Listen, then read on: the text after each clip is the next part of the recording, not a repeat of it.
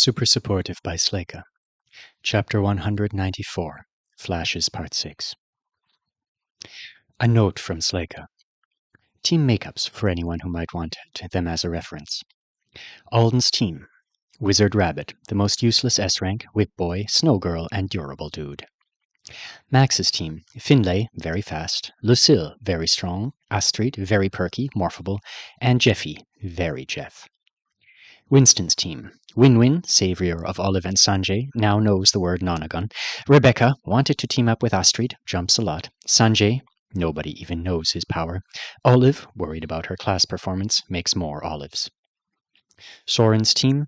It's like a little nest of scary S-ranks and he's their egg. Febri, very agile. Ignacio, or Shrike, very stabby. Tuyet, very fast, very sniper. Vandy, usually very windy, currently outmatched on that front by her own mother. Heloisa's team, nameless A's she has gathered for the purpose of beating Mehdi. Mehdi's team, nameless A's he has gathered for the purpose of beating Heloisa. Marsha, Jupiter, and Jerry team, polearm plants water shaping, plus 2 nameless A ranks.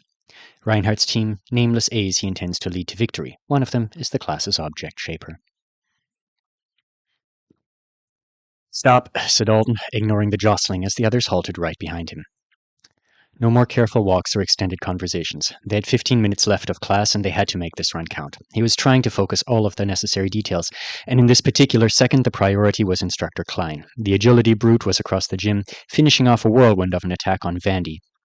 Fabry shouted something that was probably a curse, grabbed Vandy to carry her onward, and Klein's head turned for the briefest of moments toward Alden's increasingly frustrated team. Hao-Yu was permanently flushed now. Even though he was deliberately stepping up to his parents' parents' primary target on their team, he was probably hitting his limit. The spell impression that helped him stay on his feet wasn't nearly as good as the skills that helped his parents keep their own footing, and it showed when they were repeatedly prying him off the floor. He wanted to be able to stand with them in dangerous places so much that he'd asked Ashurti for advice, and despite his even keel and general optimism, he had expected, and been expected by people who grew up with him, to be an S. It had to feel like crap at a time like this to be getting such frequent reminders that he was miles away from being able to look after his own family. Klein was moving again toward Reinhardt's team. "Go, move, go!" Alden yelled, already running. "Snake!" screamed Everly. Watching Instructor Waker was her current assignment. Carrying Constantine, who had one broken leg again, was Hao-Yu's. Whenever Everly called out a warning, they all tried to act with coordination based on whatever the wind situation was. No wind now. Alden moved the shield aside for Lexi to intercept the flying blur with Ryther and re-angled it to cover himself and the other 3 from any debris that might get tossed toward them. "Don't hit my shield with Ryther. Don't..." Lexi didn't. A piece of painted board, slowed and sliced by the whip, but not entirely diverted, smashed into it instead. No problem. The board bounced off, and a moment later Alden leapt over it easily, grateful for the self-mastery word chain. They were all still running, and his head was moving as he took in the situation behind them. Now Klein was... "Stop!" Alden shouted. A flick of Klein's eyes toward them as the man sprang away from his last victim. A smile so slight that Alden probably shouldn't be thinking of it as threatening, and then Klein was going for Winston. Winston's legs and his mouth were both getting enough exercise this class. Every time Alden heard him, he was complaining about his team being treated unfairly, and every time he saw him out on the floor, Winston was running circles around his own teammates like a protective sheepdog. "Go! Go!" His tension was up because it was their team's turn for a visit from Klein. It had been their team's turn for a while. They were trying to avoid him by stopping every time he finished an attack on another group, as long as they weren't moving forward when he glanced their way. "Stop!" Alden's shoes squeaked against the floor. And now Mr. Zhangdemir should be looking at them too. Did he have to run through the rotation so fast? Alden watched Hao-Yu's father glance at them and then at Max's team, his eyes skimming over both, his smile wide. Max was excellent at monitoring the rotation and ordering stops of his own, so Mr. Zhangdemir wouldn't be running in his direction. And we're only 2 stolen classmates away from being back on Mrs. Zhangdemir's to-do list, Alden thought. That meant he had to start watching her a little harder now, too. If the 2 groups that were next on her lineup were keeping track of the rotation, they might stop and get passed over. Alden still wasn't sure if people other than him and Max were bothering to remember it all or not. Most of them seemed to have an idea of which team got picked off immediately before their own, but everyone was making a lot of mistakes, so it was hard to tell who was ignorant of the attack rotations and who just sucked at monitoring them. Alden's team didn't want to sacrifice anyone else, so that meant monitoring absolutely everything from this point on. Go! The wind was back. Alden barely noticed himself blocking it anymore. Watching gale course reposition had been his main job all class period, and it had finally gotten habitual. He even appreciated when the wind started up now. His shield was amazing for it, and other teams were worse at coping with it. The difficult environment increased the likelihood that they'd screw up, which meant the rotation was less likely to have skips in it that he didn't anticipate. Stop! Go! Stop! Right! According to his map, there was a trio of electric traps in their current section of the gym that had to be dodged. The good thing about the rightward run was that it didn't count as forward progress for attacking purposes. The bad thing was that it put them almost side by side with Max's team. And while Alden liked all the members of that team, he also worried about accidentally running into one of Max's zones, or having one dropped in front of them on purpose. Student-on-student attacks had largely been accidental damage so far. Who had time to worry about everyone else when they were all struggling against bigger fish? Alden hadn't even seen some teams make it to the midway point yet, at least not all together. Drama was mostly back at the starting line when people were resetting for another go at it, and it was mostly intra-team instead of inter-team squabbles going on, but the possibility of direct attacks out here definitely existed. And now would be a terrible time for one if Max's team wanted to try it. Teams at the three-quarter mark, which they both were at now, were always the front of the pack. With time getting tight, pushing this far felt like a last chance. And if a person did think there would be some additional benefit for their team arriving first, then trimming your nearest competition out of the equation before a final blast for the finish wasn't unreasonable. Alden wasn't sure how Max's team felt about that kind of thing. He and his own companions were taking the stance that it was hard enough to deal with the real enemies, and if there was some kind of first prize, it wouldn't be worth attacking another team for it. They were drawing the line at not worrying about their own collateral damage. It was just too much, and nobody else was stressing over it. So if an electric kettle bounced off of Haoyu's fist and knocked someone on another team out, fine. Just no aiming for them with it.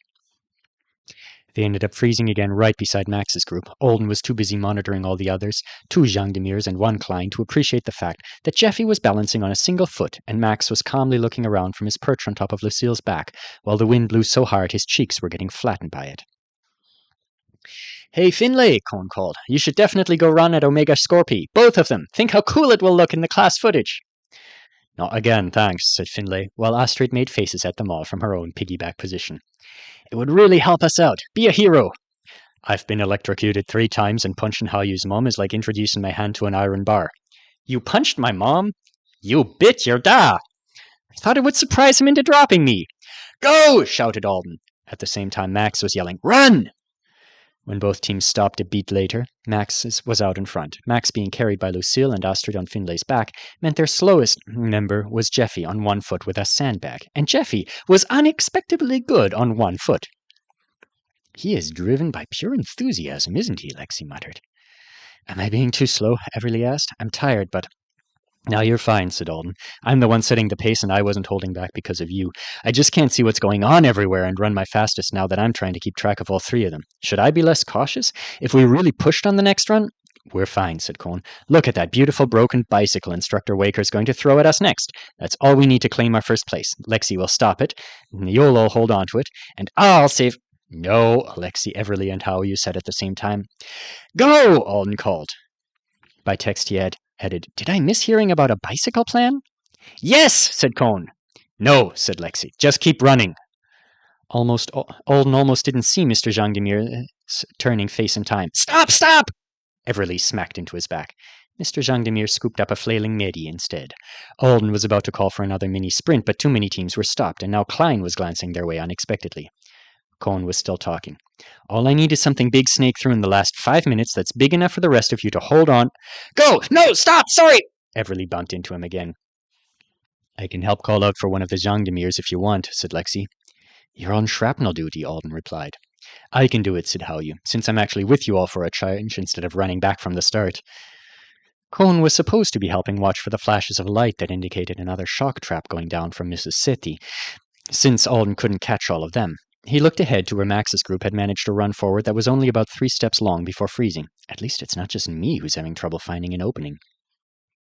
It was getting overwhelming now that they were in this position. Alden, we don't want to sacrifice Haoyu again, do we? What if we can't get him back fast enough this time? Everly asked. It's a long run.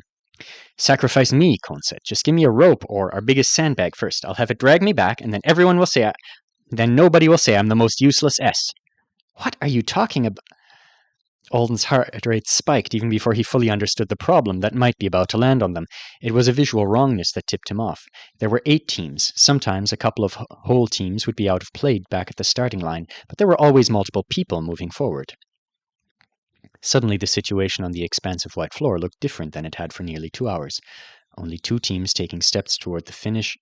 Marcia and Jupiter were attacking Instructor Klein together now. Despite Marcia occasionally shouting something like, "This one's mine," or "Don't help me this time," Jupiter seemed immune to requests of that nature. She'd gotten her magical mitts on a huge tree stump, and it was careening around her team on a path to intercept the instructor. Mrs. Jean Demire was running back to the start with a ferocious Heloisa in her grip, and Mr. Jean Demire was pouncing on Rebecca, who'd managed to get 3 whole boingy jumps in before he caught her this time. When that's over, it should be... But nobody else is moving forward. People were regrouping at the starting line. They were standing still, with teammates. Max was ahead, not moving. Alden saw it all in a blink. He realized what it might mean just a little slower. What happens to the rules if everyone stops going forward? Do the attacks just stop coming, or do the adults go for the group that's overdue? We're the group that's overdue for all 3 of them. This was the price for being observant and winning at the stop-and-go strategy game's increasing difficulty. He didn't know whether to shout, "Go," or "Don't move a muscle." The whole class freezing doesn't work. If everyone stopped, nobody will ever make the first move. The attackers must have anticipated the possibility. So that means... "Go, go, go! Go for the finish line," he said. "Don't stop, they're coming!" If his team was confused, they didn't ask questions. "Snake!" shouted Everly. The wind was blowing. Alden just plowed ahead and hoped Lexi would figure out how to deal with a bicycle missile on his own. Max, Finlay, Astrid, Lucille, and Jeffy were running flat out too now. Damn it, thought Alden. Did he arrange this on purpose? Max's team was owed a series of brutal attacks too, both Jean Demire's and a Klein, but they weren't next on the list. Alden's team was next, which means as long as we're running forward, they can safely run forward. The roar of the wind in his ears, a leap over the remains of a desk Big Snake must have thrown at someone earlier, a motion in his peripheral that had to be Klein's approach. We were almost there. And then he was trying to dodge hopelessly as Klein hit him like a battering ram. A clarifying, sharp pain in his thigh was accompanied by a couple of negligible ones as he fell on top of his own shield with a grunt. The wind he'd been keeping off them hit hard as he lost preservation, but it hardly mattered. This run was unrecoverable. Cone was on the floor, holding onto him and Everly and yelling something. Lexi and Haoyu were both off the floor in the arms of Haoyu's parents on their way back to the start. Alden wanted to curse a little. A lot. The constant back and forth. All class. So close this time. It was our best run. I don't think I can actually do better than I just did at the paying attention part. Crap, crap, crap. This is bullshit. His brain felt like floor potatoes. He wanted the sauna and a bed somewhere, and he was still pretending this was training for Bokobov demons, so the loss hurt a little extra. "All right," he said. "Sorry about that, guys." "Sorry, guys," he added by text. "I didn't think about what might happen if there wasn't another group trying to move forward at all. I think they would have had to attack us in that situation, so I called for the run hoping we could make it. Keep that in mind next run. We've still got time to do this." Smiley face. That smiley face looks pissed off. Why is there a pissed off smiley face? "You're so upbeat, Alden," Everly said tiredly. The wind had just quit again. He let his head flop over to the side so that he could see her face. They were both lying on the floor. Cone had let go of their legs, and he was sitting up with a sigh. Everly's silver braid was draped over the high neck of her gym suit. Her face was sweaty, her glitter eye makeup had smeared sideways on one eye. "Honestly," she said, "I'm going to keep at it, but I'm not in a nice mood anymore." "Oh," said Alden. The floor felt pretty good against his face. "I'm faking it. I'm actually tired as shit and having unkind thoughts about our teachers." "I'm bright-eyed and happy as a ground shaper in mud," said Cone. "I could eat a brute for breakfast. Duper supers and buy my powers. I am amazing." Everly snorted.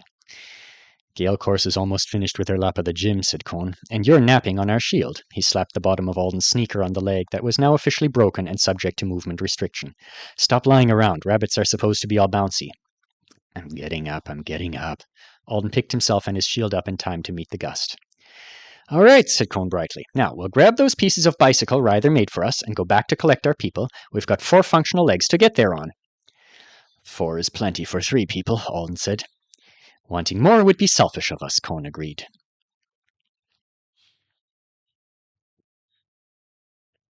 Alden couldn't figure out how the team ahead of them had failed to win. But shortly after he and Cones get daggered over the starting line and got their legs unstiffened, Max's group was right behind them. Lucille was now carrying Finlay and Astrid, who were both either dead or unconscious, judging by their total immobility. What happened? Alden asked. Max glared at him. He's just making conversation. The adjuster grimaced and rubbed a hand over his eyes. I apologize. I'm mentally drained and very disappointed in myself for missing something obvious. I'm going to go get my water bottle. Alden watched him go, then looked curiously at Astrid. We are telling you nothing, she said brightly. Well, there's a bold red line on the floor at the far end of the gym now, said Lexi, so I'm guessing there's a surprise right before we get to the finish line. Yes, but you don't get to know what the surprise is, said Astrid. It kills you, like most gym surprises. So fun, said Constantine. I can still make this work.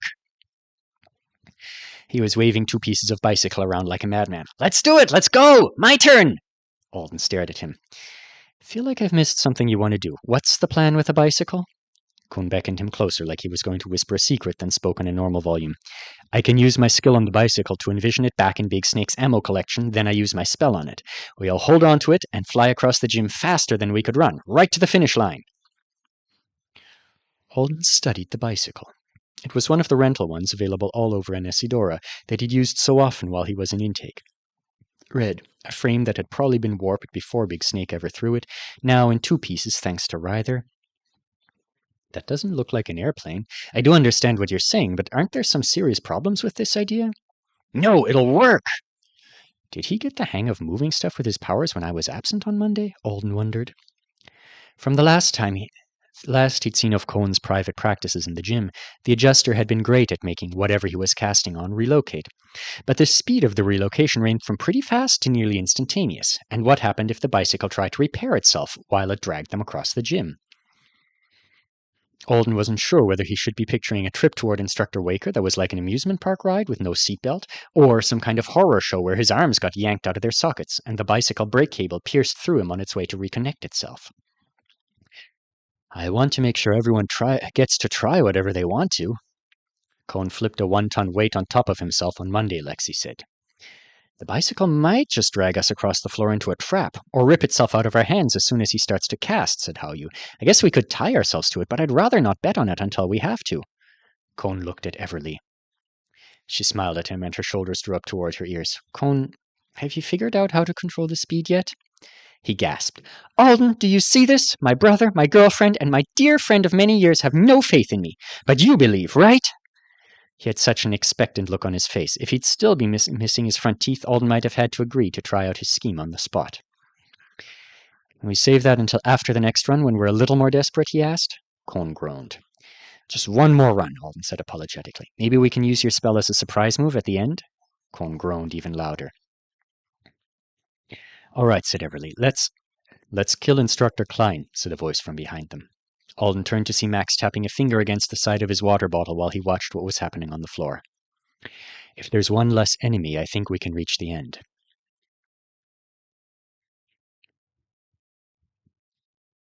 Olive is doing fine. By the time she graduates from the program, she should have the talents she needs to make her illusions realistic enough to trick some of us, as well as dangerous, avowed she might encounter during the course of her career. For now, she can't mimic scent. The sound her illusions make tend to be slightly off, and those combined with other beginner insufficiencies should make it very easy for you to tell which one is real. Torsten rubbed at the back of his neck. I think it's fair as her instructor to occasionally take her bait when she creates particularly exceptional illusions. I'm sending you all examples of her best work in class so far, and when she matches or exceeds it, rewarding that with a false error on your part is an option. There's no replacement for the instant feedback a class like this provides, Aparna said approvingly. Helping them notice their own success is as important as showing them how far they still have to go. Torsten brought up the next wanted poster. In it, a tall, dark-skinned boy was holding his arms out to conspicuously cast a spell. His brown eyes were focused on a point in front of him, while an athletic brunette girl with an eager smile on her face leapt toward him from the side. She slowed as if caught suddenly in a pool of water, her feet off the floor as she drifted. This is Max, said Torsten. He's very good at persuading his classmates to run headlong into his zones, as you can see with Heloisa here. I like him, Aparna said at once. What's he doing at Selena North? Send him to me at Nayadin. I thought you might approve of an adjuster with trapping spells up his sleeves. Max is exceptionally driven and intelligent. His spell impressions have been well chosen for providing him with utility while inconveniencing his enemies. Frankly, at his age and with his mindset, we might have been fast-tracking him through to uni if he were an S. As it is, facing some of his less mature classmates and accepting their strengths and advantages over him may be what he needs at this point in his life. The rank gap is too wide for some Bs. Melanie Carson looked up from her personal notes she'd been taking on each student. We had significant percentage dropouts when I was a student here. Dropouts aren't much of an issue these days among the Bs. We accept so few now. The ones who make it through are up to the challenge of classes full of more powerful competition, usually. I'm a few years younger than you, Melanie, so it must have been different, said Hale. But I remember the Bs in my class being unusually ambitious and creative. They often outperformed higher-ranked students, and most of them have become quite successful in whatever jobs they've found, though they're not as famous for their work as they should be. People find solid performers who do their jobs without stunning successes or failures unworthy of attention, said Klein. Regardless of rank, it's a shame that everyday effort and competence don't get the appreciation they deserve in the current environment. It's something I hope we prepare these young people for as well. Behind him, Heloisa had escaped from the trap only to be caught on an invisible treadmill. Torsten said, Max took criticism he was given during the first application attempt seriously. Too seriously, to be honest. Came back to us looking like a very different candidate 6 months later. It's the kind of bold decision-making and stubbornness I look forward to watching develop into something special. Let's kill him, Max repeated. We need at least 8 people. 1 member of each team, so that nobody worries about another team stealing first while the rest of us are distracted. They kill Klein while everyone else draws the attention of Omega Scorpio Zhang, Omega Scorpio Demir, and Instructor Waker. Then when Klein's down, even if he doesn't stay down, his own personal restrictions mean... You know about his restriction. He was looking at Alden. Yes. Alden. He means if a member of every team attacks Klein, then even if he has the option of coming back here to have his suit unfrozen like the rest of us, his own rules should make him leave us alone for a minute or two. The reward for a successful attack was a reprieve from the instructor's own attacks. Surely him dying was successful enough for everyone involved to get credit. Max nodded. So we drop him, and then it's every team for themselves as we make a break for the finish.